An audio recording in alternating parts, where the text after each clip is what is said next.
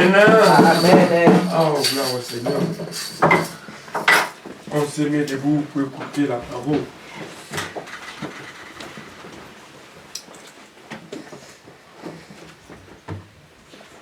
L'ingénieur va nous lire dans Romains 6, 4 à 5. Grâce, tu vas se préparer pendant la prédication. Donc, Colossiens de 8 à 12, de 8 à 10. Et Timothée va lire de 11 à 12, toujours dans Colossiens. Non, d'abord l'ouverture ingénieur.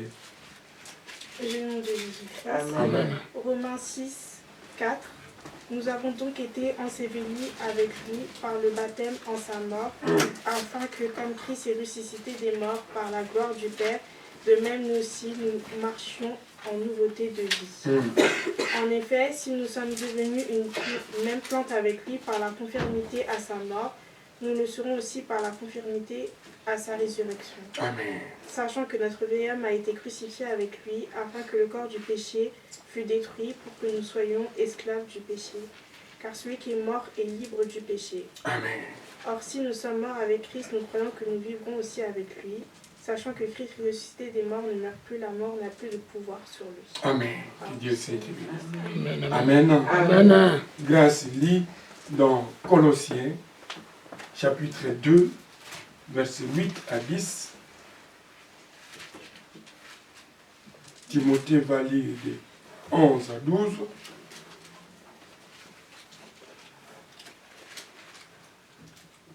Allez-y.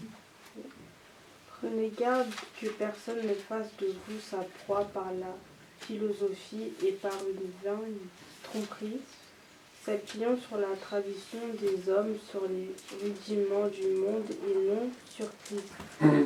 Car en lui habite corporellement toute la plénitude de la divinité.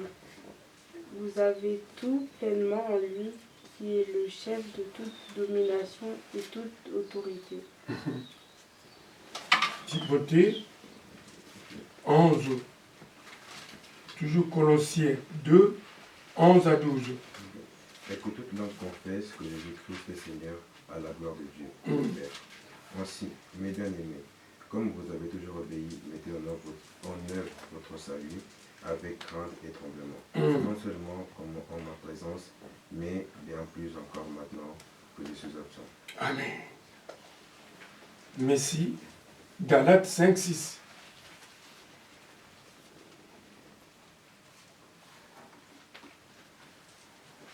Jour de Jésus-Christ. Amen. Galates chapitre 5, verset 6. Car en Jésus-Christ, ni la circoncision ni l'incirconcision n'a de valeur, mais la foi qui est agissante par la charité. Amen.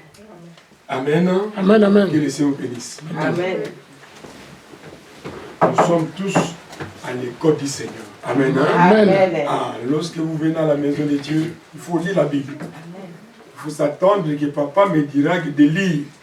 Ah, parce que nous vieillissons. C'est la génération qui va prendre les rêves. Amen. Amen. Le thème d'aujourd'hui, c'est notre thème, suite et fin. Jésus-Christ est mon libérateur. Suite et fin. Et nous avons vu premier point et deuxième point. Mais aujourd'hui, nous voyons la quatrième point, troisième point. La sécurité du chrétien est en jeu. La sécurité d'un chrétien est en jeu. Pourquoi? Parce que beaucoup de chrétiens n'arrivent plus à comprendre. Ils ne lisent plus la parole pour voir les événements qui se passent, les événements qui s'accomplissent, comme le Seigneur aurait prédit au préalable. Ils s'étonnent tout le temps. C'est quoi? Ah, c'est quoi? Mais la Bible a déjà parlé. Amen. Amen. Jésus-Christ a déjà parlé. Les choses qui viendront avant mon avènement, avant mon retour. Vous allez voir tel signe, tel signe. Mais beaucoup de chrétiens n'arrivent plus à lire la Bible pour voir l'eschatologie de l'accomplissement de l'Apocalypse. Parce que lorsque nous parlons de l'eschatologie, nous voyons aussi le retour de Christ. Et lorsqu'on voit le retour de Christ, on voit des signes du temps de la fin. Et lorsqu'on voit les signes du temps de la fin, nous tombons sur l'Apocalypse des gens dans l'île de Patmos. Ça, c'est un enseignement très profond. Donc, Galates chapitre 5, d'abord, afin qu'on puisse entrer dans tout ce que des futurs serviteurs servantes ont dit. Vous êtes des futurs serviteurs et servantes. Ne vous minimisez pas. 5.4, il a dit, vous êtes séparés de Christ, vous tous qui cherchez la justification dans la loi, vous êtes déchus de la grâce. Ça, c'est Paul qui parle aux chrétiens de Galates. Dans l'église de Galates, les chrétiens de Galatie étaient des chrétiens chauds, ni froids. Tantôt, ils étaient chauds, tantôt, ils deviennent froids. Alors, Paul ne comprenait pas. Alors, Paul était très, très sévère à travers ces églises-là. Les chrétiens de Galatie. Et ils sont déchaînés, Paul a déclaré ici, vous êtes séparés de Christ, vous tous qui cherchez la justification dans la loi. Nous ne sommes pas justifiés par la loi, mais nous sommes justifiés par la grâce. Alléluia. Amen. Et ces gens les chrétiens de Galatie, voulaient se justifier selon la loi. Oh, c'est moi qui a tort. Oh, c'est moi qui a raison. Et c'est lui qui a fait ceci. Et Paul a dit non. Vous êtes séparés de Dieu.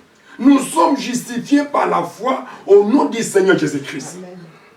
Que c'est Christ qui nous justifie. On ne peut pas demander que les gens puissent se justifier. Non. Et les gens ne peuvent pas justifier quelqu'un. Il n'y a que Christ qui te le justifiera.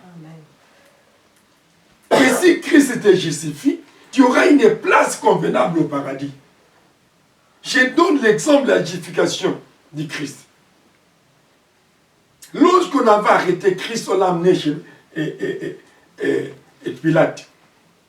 Pilate l'a jugé, l'a interrogé, il a fait son expertise, étant du roi, mais il a vu qu'en lui, il n'y a rien de fraude. Alors, mais comment est-ce que je peux courir des risques de condamner cet homme? Il a dit non, je ne trouve rien de coupable face à cet homme.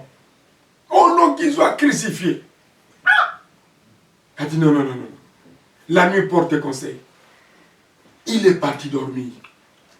La nuit, Dieu a parlé à la femme de Pilate. Il avait un ange qui l'a apparu en lui disant qu'il ne touchait pas à l'oreille de Dieu. Dites à ton mari, n'osez pas. Je sais qu'il est capable de tout faire. Mais ça, c'est loin de Dieu, elle est intouchable. Il y a d'autres gens dans la vie qu'on ne peut pas les toucher. Alléluia. Que Dieu les a purifiés dès leur naissance. Lorsqu'ils étaient enfants, Dieu les a déjà consacrés, appelés et mis à part. Ah, Pilate s'est réveillé. Il a dit, bon, je descends maintenant à la cour. Christ était là toute la nuit. Les sangs saignant dans les côtes. Pierre était là, il jonglait à distance. Et Pilate a demandé à Christ, dis des fils que quelque chose que je puisse te sauver, parce que j'ai le pouvoir. Il a dit non, l'autorité que vous avez vient de mon Père. Alléluia. Amen. Si j'avais voulu, je devrais demander aux anges de descendre combattre pour moi. Ah. Et Pilate a pris de l'eau, il a lavé les mains. Pourquoi? Afin que Christ puisse me justifier lorsqu'il viendra dans sa gloire. Ce n'est pas moi qui l'a livré, mais le peuple juif. Oh, que son sang retombe sur nous. Bon, ça va. Prenez-les. Christ nous a justifiés. Et dans la justification, on voit beaucoup de choses. Mais on ne peut pas demeurer comme les païens. On ne peut pas demeurer par la loi. On ne peut pas demeurer comme les gens du monde. Nous cherchons la justification chez qui? Dans ce monde. Aïe, aïe, aïe, aïe. Dans ce monde, n'attendez pas qu'on puisse te justifier. C'est Christ qui te justifiera. Très tangible lorsque, parmi nous, lorsque nous allons au travail. Même si tu as raison, même si tu n'as pas raison, fais des missions. Vous allez refuser? Ah! Même si tu fais du bien, même si tu ne fais pas du bien, il y a plein d'activités automatiquement faites, des missions. Et tu vas se justifier chez qui? C'est la loi qui a dit. Mais malgré la grâce de Dieu est en vous, mais faites des missions. Mais après, Dieu de la grâce va ouvrir notre porte. Alléluia. Amen. Le Seigneur va permettre. Parce qu'il sait que vous êtes justifiés par la foi au nom de Jésus-Christ. Et vous êtes à moi.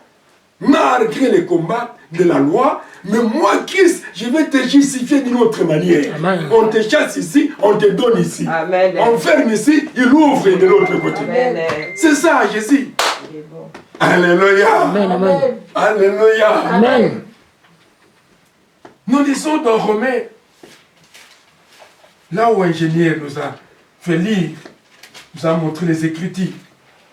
Romains chapitre 6, versets 4 à 5. C'est les Romains qui ont tué Christ. Nous connaissons. Nous avons donc été ensevelis avec lui par le baptême en sa mort. Ensevelis. Donc, on est mort avec lui dans les baptêmes. Et nous sommes ressuscités avec lui dans les baptêmes. C'est pourquoi lorsqu'on fait le baptême, sauf que l'administrateur du baptême ne connaît pas l'importance du baptême. Ah, là j'ai dit, je pèse le mot. Les autres descendent seulement dans l'eau.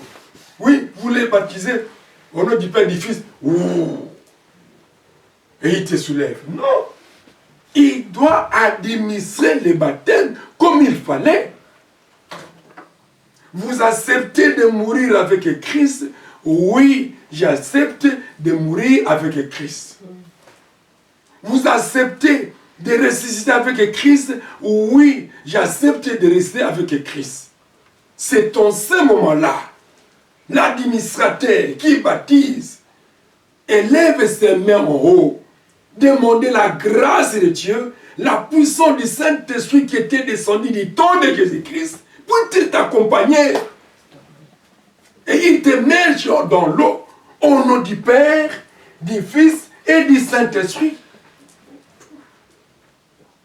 Tu reçois le baptême au nom de Jésus-Christ. Il t'émerge dans l'eau. C'est pour cette raison, lorsque vous administrez très bien le baptême, en sortant du baptême, les autres prophétisent. En sortant du baptême, les autres parlent en langue. En sortant du baptême, les autres sont délivrés. J'ai dit sans conséquence de cause. Moi-même, j'étais les baptisé lorsque j'étais au pays. Même ici, on cherche là, on peut baptiser les gens. Et vous allez voir comment est-ce qu'on administre les baptêmes. Ce n'est pas vous entrer seulement en l'eau comme ça, dans l'eau. Oui, vous êtes venu baptiser. Vous êtes venu être baptisé, oui, je vous baptise. Oh, non! Il doit suivre les principes. C'est ces principes-là qui vont déclencher les miracles dans la vie de ces chrétiens-là qui acceptent Christ.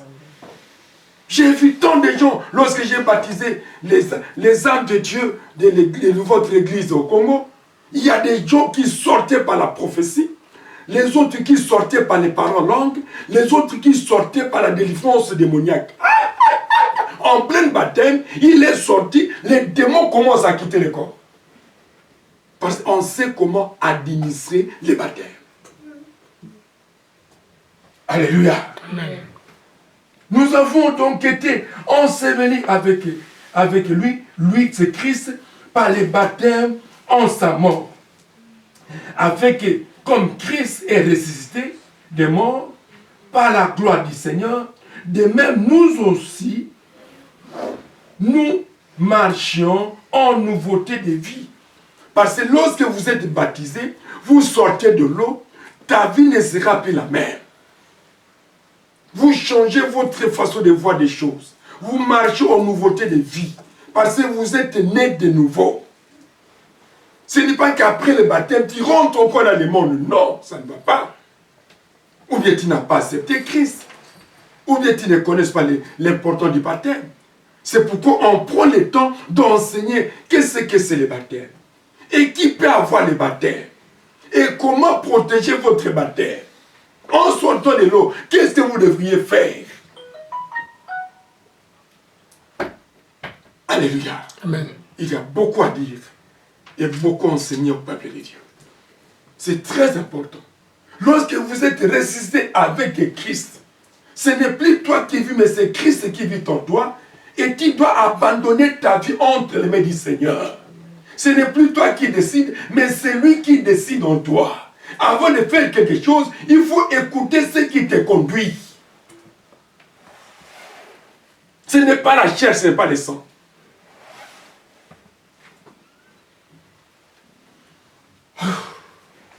Colossiens. Non, dans le verset 5. En effet, si nous sommes devenus une même plante avec lui qui est Christ, par la conformité de sa mort, par le baptême,